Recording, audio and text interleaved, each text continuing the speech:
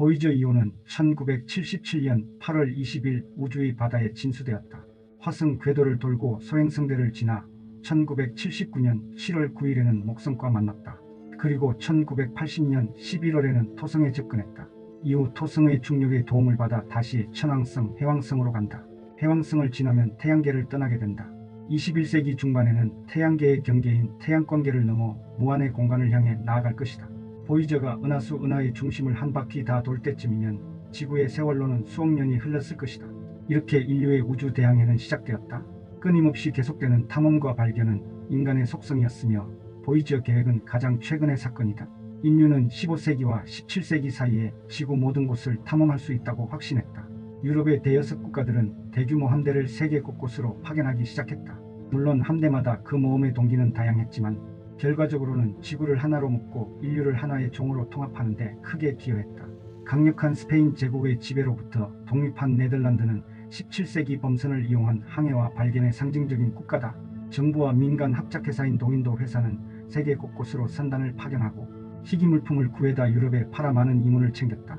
또한 과학적 탐구, 미지의 동식물에 대한 호기심, 다른 지역 사람들을 알려는 열정은 탐험을 이끄는 또 하나의 추진력이었다. 네덜란드는 해양 강국일 뿐만 아니라 지성과 문화의 중심지였다. 조선술의 발전은 모든 기술 분야의 발전으로 이어졌고 지식 추구의 자유가 만개하여 유럽 출판의 중심지가 되었다. 수천 년 동안 정설이었던 주장들의 근본적인 오류가 지적되고 과감하게 수정되었다. 특히 지리학 분야에서 그런 예들을 많이 볼 수 있다.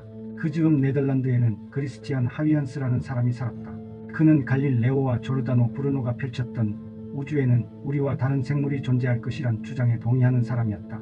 그는 어려서부터 다양한 학문을 접하여 폭넓은 관심사를 가지고 있었다.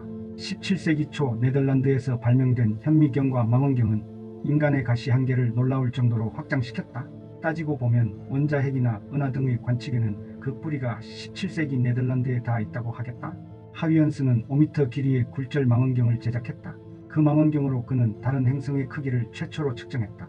금성이 구름으로 덮여 있다거나 화성 표면 지도를 그리고 자전 주기도 측정했다. 토성의 고리와 타이탄 위성도 그가 발견했다. 이 대부분을 그가 20대일 때 이룩했다니 놀랍다. 하위언스는 천상계의 발견, 행성들의 세계, 그곳의 그 주민, 식물 그리고 그 생성에 관한 몇 가지 추측이라는 제목의 책에서 우주에 대한 자신의 생각을 제시했다. 그의 상상은 오늘날의 시각으로 보면 우스꽝스러운 부분도 있지만 순전히 관측에만 근거로 하여 현대 우주론과 비슷한 사고를 전개하고 있다.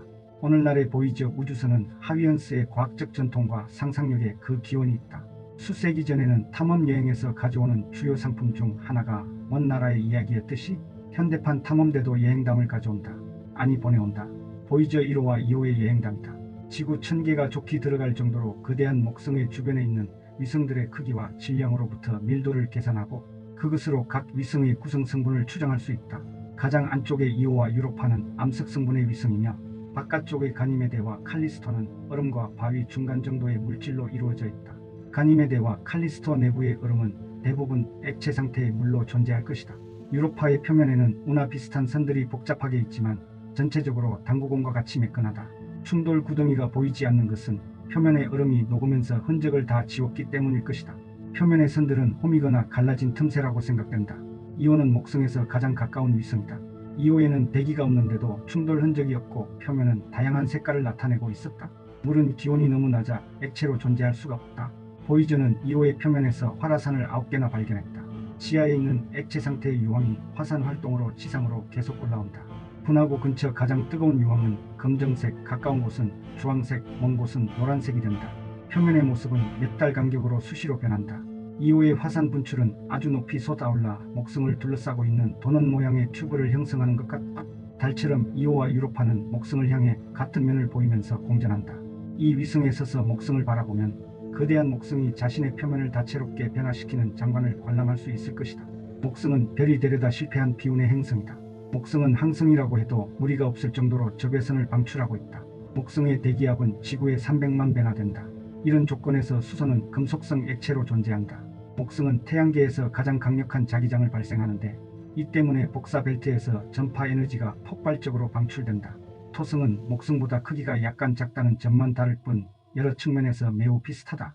대략 10시간에 한 번씩 자전하며 다양한 색깔의 고리로 적도 부분을 아름답게 치장하고 있다.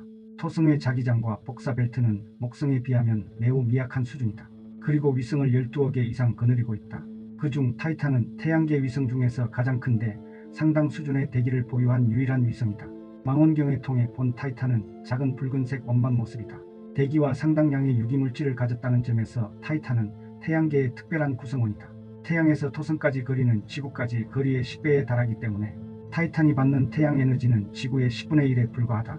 혹독하게 추운 환경임에도 풍부한 유기물질이 존재하며 태양 에너지 그리고 활화산 등을 고려하면 생명이 있을 가능성도 배제할 수 없다. 토성의 고리는 크기가 1m 정도 크기의 얼음 조각들이 빙글빙글 도는 것이다. 이들이 뭉쳐서 덩치를 키워가다가 어엿한 위성으로 성장하게 된다. 태양계의 행성과 위성 모두가 처음에는 고리를 이루고 돌다가 성장해서 만들어진 것이다. 태양풍은 태양계 외곽으로 나가면서 세력이 점점 약해진다. 태양에서 명왕성까지 거리의 2~3배 정도 되는 곳까지 가면 우주에 떠도는 양성자와 전자들의 압력이 태양풍의 압력을 능가하게 된다. 거기가 태양계와 그 바깥 세상의 경계다.